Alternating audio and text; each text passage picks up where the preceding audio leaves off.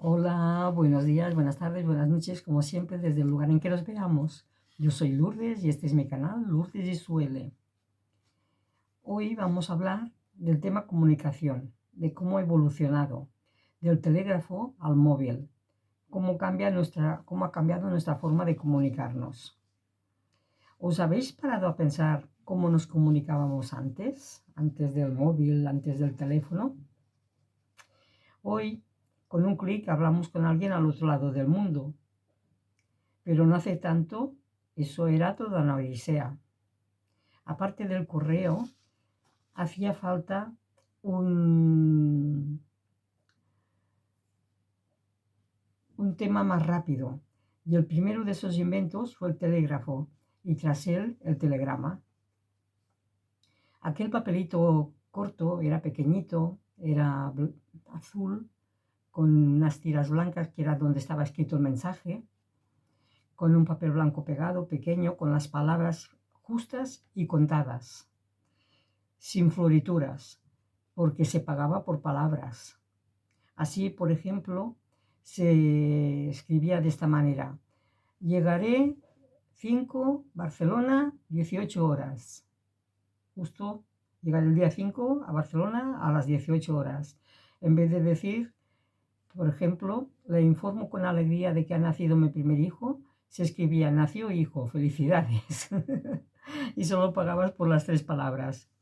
Yo creo que fue el preludio de los WhatsApps y de los SMS actuales. Todo tiene su tiempo anterior, ¿verdad? En resumen, el telegrama era rápido, conciso y formal. Lo pagaba el que lo enviaba. Cuando en casa te decían: ha llegado un telegrama, te temblaban las piernas.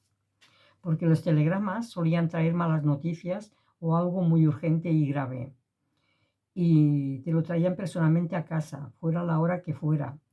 Casi siempre el cartero uniformado con su gorra y muy serio, porque el cartero también era consciente de que aquello era señal seguramente de malas noticias.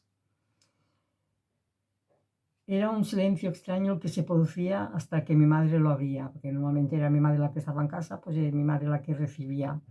A veces eran noticias tristes, otras avisos importantes.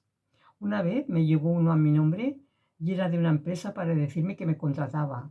A veces os he hablado de que en todas las casas no habían teléfonos, pues una manera de, si habías pasado una entrevista para un empleo, era o mandarte una carta o mandarte un telegrama, que entonces ya era que sí, que te cogían, o llamarte por teléfono. Pero claro, en caso de que no había teléfono, pues esto era así.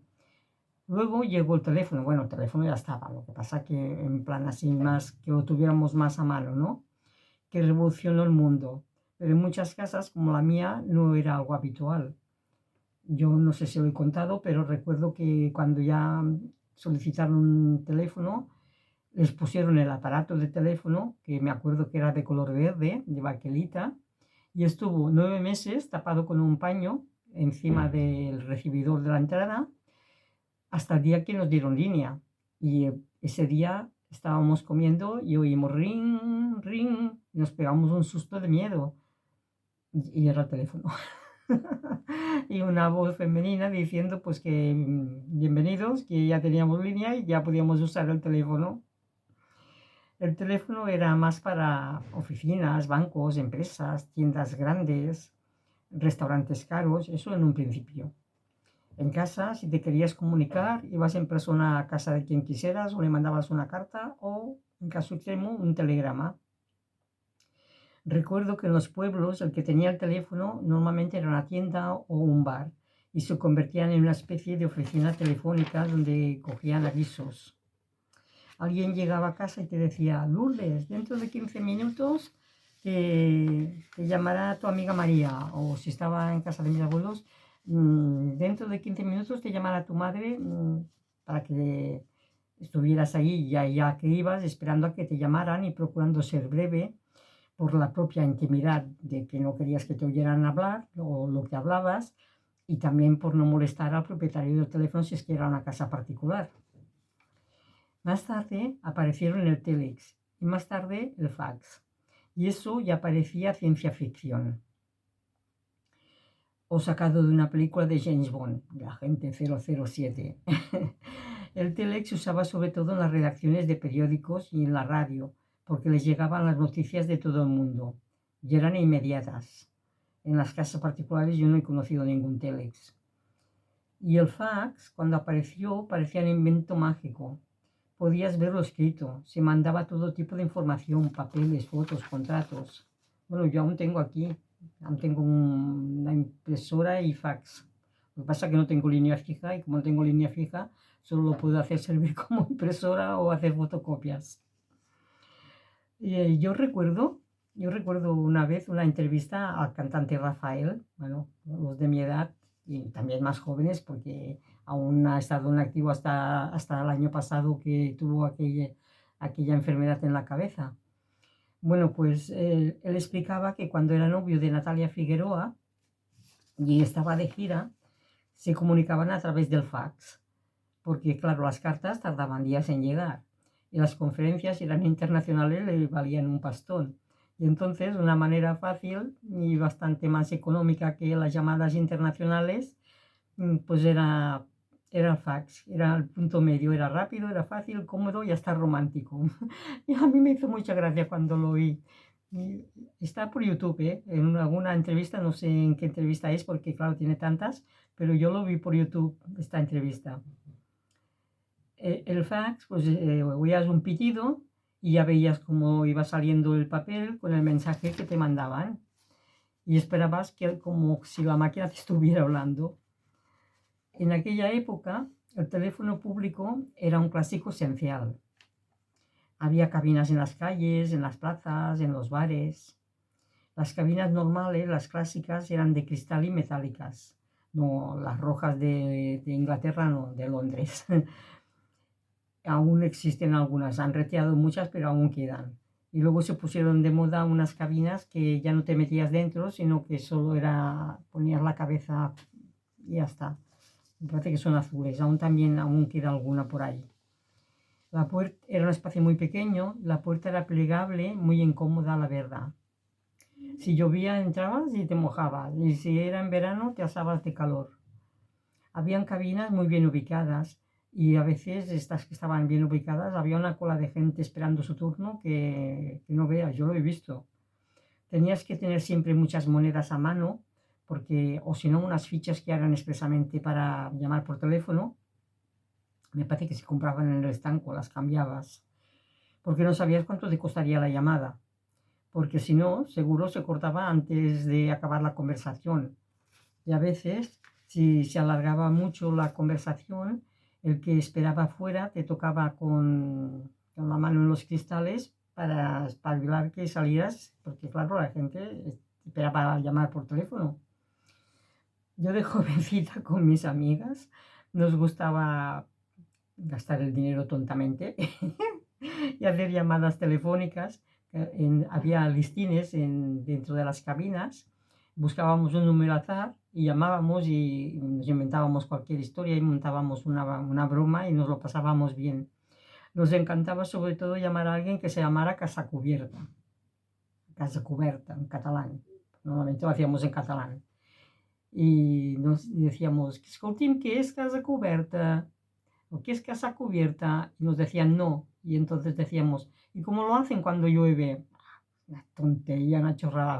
¡Ay! Nos reíamos y pasábamos la tarde con esta chorrada. Ahora llamo yo, ahora. Bueno. Ay, señor, santa inocencia.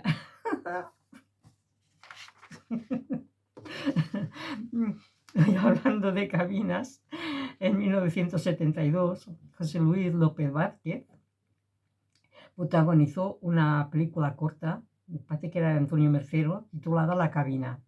¿Alguien la recuerda? Yo sí que la recuerdo.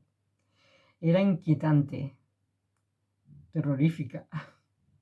Y desde que la vi, confieso que me entró una fobia y nunca volví a cerrar de todo la puerta de una cabina, ¿eh? Siempre la ponía al pie o ponía el bolso, ponía algo, porque no me fiaba de quedarme cerrada dentro. Si la has visto, ya sabes de qué te hablo. Y si no la has visto, pues búscala en YouTube, porque realmente era escalofriante. cosas de la imaginación, pero ese miedo se me quedó grabado para siempre. Después llegaron los primeros móviles grandes, con antena, con una batería enorme, pesaban mucho y eran incómodos. Los habían en el coche también, ¿eh? Y llevaban una caja grandísima y los primeros que yo vi era teléfono de teléfono dentro del coche. Todo, y era todo un símbolo de estatus, valía mucho dinero, tener un teléfono de estos. Yo le regalé uno a mi marido, me costó 100.000 pesetas. Entonces vivíamos en un pueblo pequeño que se llama Arbucias y estaba trabajando mi marido en un túnel, en el eix transversal que va de Lérida a Gerona, y hacía turnos de 12 horas y teníamos un bar y yo estaba en el bar y él estaba en el túnel. Y entonces para poder comunicarme con él decidí regalarle un teléfono. Ya te digo, me costó 100.000 pesetas. Me lo trajeron expresamente de Sabadell porque por allí no había nadie que tuviera un teléfono de estos ni supiera casi de qué le hablaba.